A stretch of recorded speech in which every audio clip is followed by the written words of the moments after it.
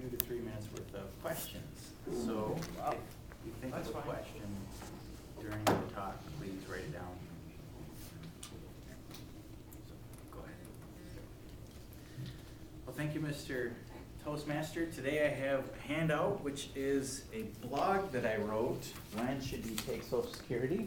It's actually reposted on figuide.com and tweeted by myself and a couple other people. Got some pretty good press. But it's a big question. When should you take Social Security? And the reason it's a big question is because there's so many people that are starting to retire. And there's a lot of aspects to look at it, whether or not the government can afford Social Security, when's it gonna run out of money. These sorts of questions are some of the things that people have to consider when they're doing their planning for retirement, when they're getting ready to retire. When do you take Social Security? Most people say, what? Anybody? When are you gonna take Social Security? Because you're closest, but.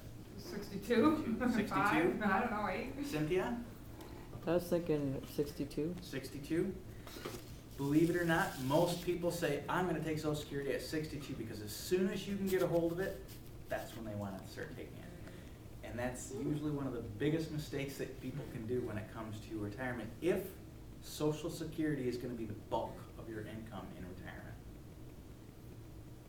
At age 62, you get about 70 to 75% of what your full Social Security would be at age 67. So if you're gonna get $20,000 at 67, you're gonna get maybe $15,000, $14,000 at age 62. In fact, I have looked at a couple surveys here. One of them was the Elder Economic Security Initiative Standard Index for Michigan, and then the other was an Elder Living on the Edge When Basic Needs Exceed Income in Michigan. They're both very specific to Michigan, and they show that people on average took Social Security at age 62. And at the very bottom here, you'll see the footnote. It says, depending on housing and health circumstances, single elderly living in Michigan needed between $16,700 and $24,700 in income, basic needs expenses. So if you need basic expenses of $24,000 and you take Social Security at 62 and you're getting 14 or 15, you gotta make up that difference somehow. And sometimes with the increased healthcare costs that we're all seeing, which are running rampant, you have to be able to come up with the difference somewhere. So it's a huge concern. And there's planning techniques you can do, like paying off your house, not having a payment on a car. That'll take your living expenses down a lot. But there's other things that you have to take into consider when you take those Social Security. Personally, I recommend a lot of my clients wait until at least 67 or possibly go until 70, because did you know that between full retirement age of whether it's 66 or 67 and age 70, that your income will increase 8%. Now that's guaranteed by the US government as long as it's around. 8%. I cannot guarantee my clients 8% in the stock market. So I say, you know what, let's maybe use your investments to get you by until you get to 70, and then at age 70 we'll get that big income, because it might make the difference between 14 or 15 at age 62, at age 70 it might be that, or 66 it might be 20,000. Well, at age 70 you might get 25 to 30,000. So that's a big difference in income that you'll get, which is indexed for inflation, but they're massaging how they do inflation, and they're changing things all the time. So, but then you're relying on the U.S. government for your income.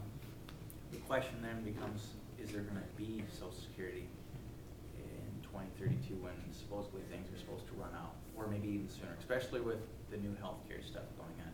That's a whole other animal that we'll talk about on another point in time. I did want to point out that there's a couple guidelines. There's one guideline from the Journal of Financial Planning that an article was written called Optimal Retirement Age Under Normal and Negative Market Conditions. That's the third paragraph in the blog article that I wrote.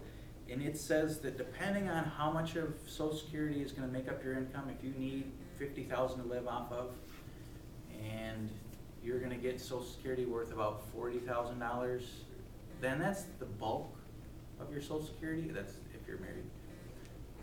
Then you probably should wait longer, because that's going to be making up most of your income. If Social Security is going to make up less than the guideline is 40%. If it's going to make up less than 40% of your total income, then you may be able to take it at 62 and it might not really make a big difference. But as whatever Social Security is makes up 50% or more of your overall income and retirement need, then you should probably wait until 66, 67, and then maybe even up until age 70. There's techniques you can use to get around that. If you're married, there's one called the file and suspend technique, which is legal now. Basically, one spouse, the higher earning spouse, files for Social Security when they can at full Social Security age 67, and then the spouse immediately files for Social Security or spousal benefits. So they get half of the spouse's Social Security. And that's a whole other technique that's very complicated. It's a little too complicated to explain here, but write down file and suspend, Google it. There's been articles in the New York Times about it. There's been articles in the Wall Street Journal about it. It's a great technique for making it a little easier to wait until 66 or 70 before you take Social Security. With that said, those are the things that I wanted to point out today, that depending on when you take Social Security is a very big important, it's an important question with your retirement plan, especially because people are living longer. If you take it at 62, you're gonna have a lot less income, and if it's making up the bulk of your income in retirement, like it is for 1 in 4 people here in Michigan, according to this survey, you might wanna consider waiting or retiring a little later, or add another job, real estate, or something along those lines. I'd like to open it up. I'm not sure quite what time it is now, but if it's past 5 to 7 minutes, I'd like to open it up to questions. Are we past 5? 6.5. 6.5. Okay, super. I'm within time limit. We have 2 or 3 minutes for questions. Does anybody have any sort of questions that they would like to ask? Cynthia.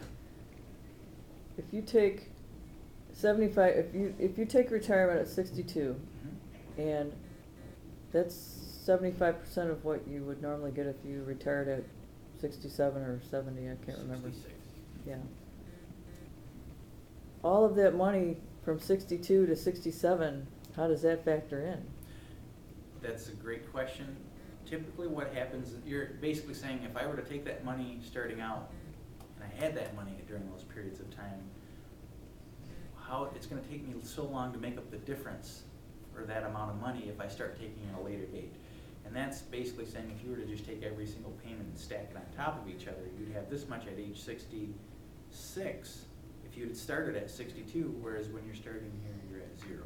So, and obviously you get bigger payments starting at 66 or 67, and usually it takes until age 75 to 77, depending on what yours is, before you would actually be better off waiting until age 67 or 60 or full Social Security. So it's 75 to 77 before It's right you- around the you- mid-70s you that actually break even. If your life expectancy, if your longevity in your family is around 75, then yes, it's better to wait until 66, 67.